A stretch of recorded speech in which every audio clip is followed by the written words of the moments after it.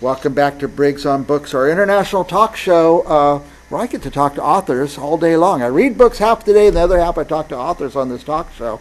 And I know a lot of our viewers are writers trying to be authors. When you finish writing, you put your pencil down and you get it published. Then you're an author. Until then, you're just a writer or a prospective writer. Now, we like to get people on the show who've done it, who've written and got it finished and got it published, which is what a giant chore. Look at this one, Mendacity. See some sort of soldier in the jungles or something like that. Not only do we have the book cover here, we also have the author, and we're going to ask him how he did it and find out about him and his book and his ideas. Welcome, Brian Clark. Welcome, Hello, Brian. Thank you for having me, Mike. Tell our viewers where you're located. I'm in Largo, Florida. It's a suburb of Tampa Bay. Nice, nice. Now, by the way, how do I pick my next book? Part of it is always the cover. And look at this cover. Oh, my goodness, Brian. This is a real thing that happens in real life. In fact, you did some of this kind of work. Is that correct? Yes, that is true. Before I start, though, I have to give a shout out to my wife because she is the one that stressed that the cover of the book needed to be something that catches people. Yeah. So I think we achieved that. Good for her. You're a good partnership there. Yeah. But yes, I have done some of that. I did 25 years in the military, split between Ranger Battalion, 3rd Special Forces Group, and the 7th Special Forces Group. And as you can see on the book cover, this is a soldier that's coming out of the water on one of the breathing apparatuses that we use on dive teams. And I spent the majority of my career while I was in Special Forces on a dive team. So. Now, the book, I think, takes place in somewhere, is it Colombia? Yes, it is. It takes place in South America, specifically Colombia. There are a couple other countries that are mentioned, but for the most part, a lot of the heavy lifting is done in Colombia. Now, is this a nonfiction or is it a fiction book?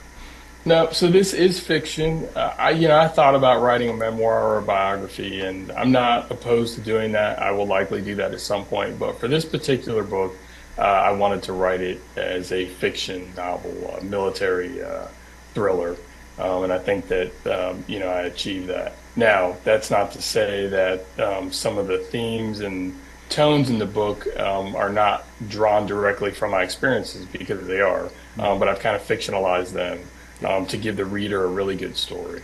Yes. Now, but everything in the book is something that certainly could happen, I would imagine. It absolutely is, and that's what I'm trying to impress upon the reader, is that you have to kind of scratch the surface and start looking under the layers of bureaucracy and what the news media and newspapers are telling you as you see world events unfold.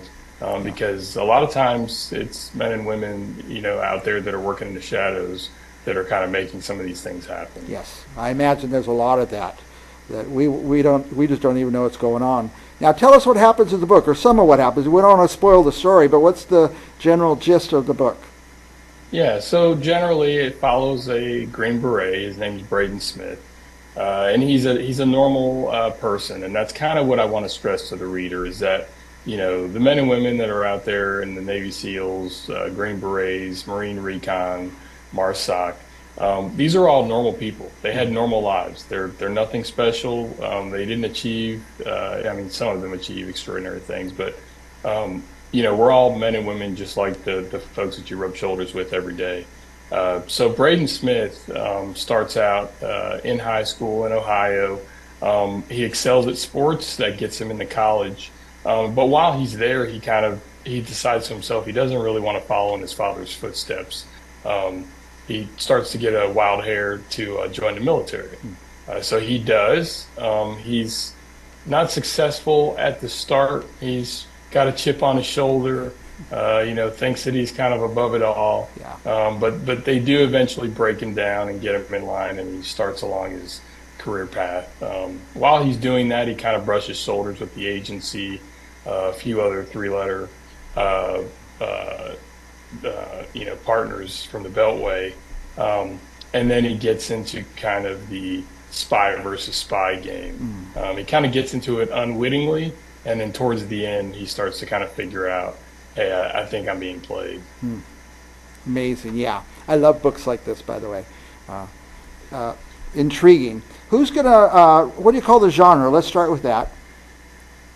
It's a military thriller. Military thriller. And who's going to read this? Do you know who your market will be? Who likes this kind of Yeah, book? I think it's aimed towards the folks that kind of like the Tom Clancy style of books. What sets this apart, I think, is the fact that it's written with some realism. Hmm. A lot of things that are talked about in this book, I've either experienced them or I've Yeah. had very close ties to them throughout my career. So I'm adding a lot of realism Hmm.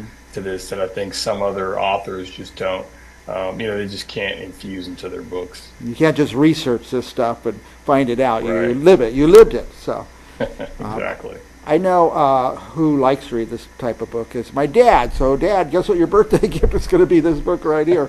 By the way, here's the cover Awesome. again. Yeah, he and I read all the Tom Clancy books, and we love that some of the characters pop up in later books and stuff like that. Do you see another book coming in this same series, or will you do something fresh and different? Yeah, no, I do. This is planned right now to be a 4-book series. I'm currently working on the second book. I hope to have it out by the end of this year. Right. I love a series. I hate it when the book ends and where do I go now? It's over. Um, Right. Now it also does sound a little like reading through the descriptions and stuff. I can see it in my mind like it's on a screen. Is this book going to end up on a screen someplace? I mean, I hope so. If somebody reaches out and says they want to co-write a screenplay, I'd be happy to. It's amazing right now how there's so many more opportunities for authors in that regard because Netflix is making their own material, Amazon is, Apple TV, all these people are looking for material. And so you're right for that. I could see it, Brian. I hope that happens. Yeah, yeah. So do I. Now, this is your first book? It is correct, Yeah. yes. How long did it take? So 2 years, if I say, hey, the time that I actually sat in front of the computer writing, probably 2 years, but it took me 10 years to actually get it out. 10 years, yeah. I was in and out of Afghanistan at the time. I started writing it in 2013. We were still kind of, the war was kind of tapering down a little, but it was still hot enough that we were in and out of the war zone. So I kind of wrote here and there, pulling some of my inspiration from what was happening then, and what I had experienced in the past, and some themes that I was seeing that were crossing over. From multiple regions of the globe, that kind of struck me as a good storyline.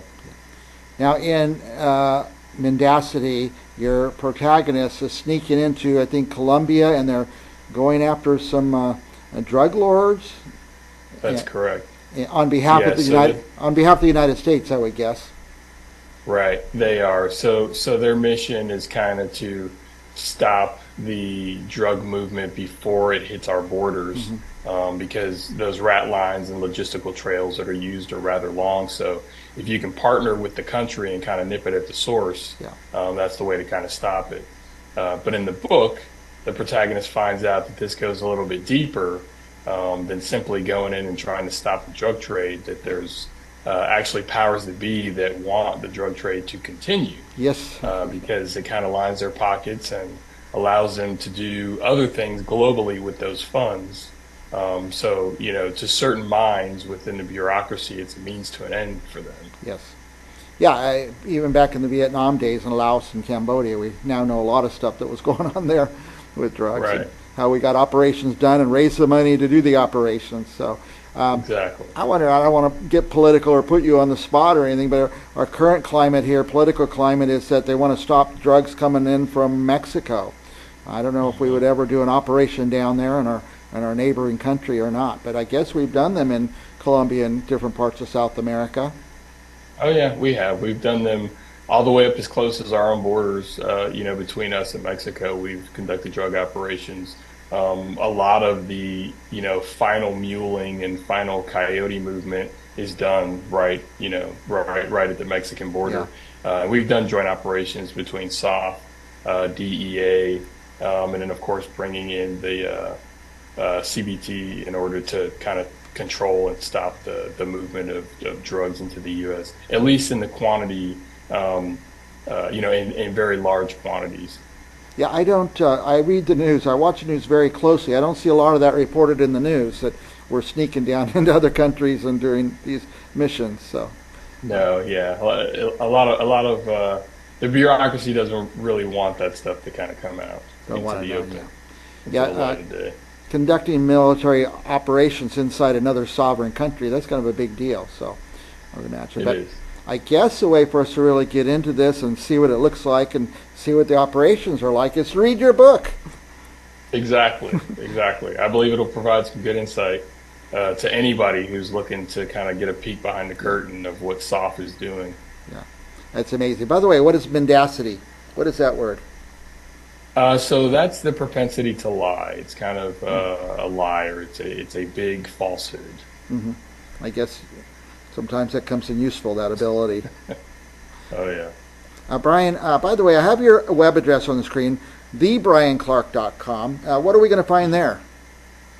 So you'll find a little bit about my book. You'll see my bio. You'll find out a little bit about my career. And there's also a letter for readers there because I want to thank readers for, first of Nice. all, their interest in my book, and then further let them know what some of my motivations and drives were for starting down this fiction novel, That's great. body of work first.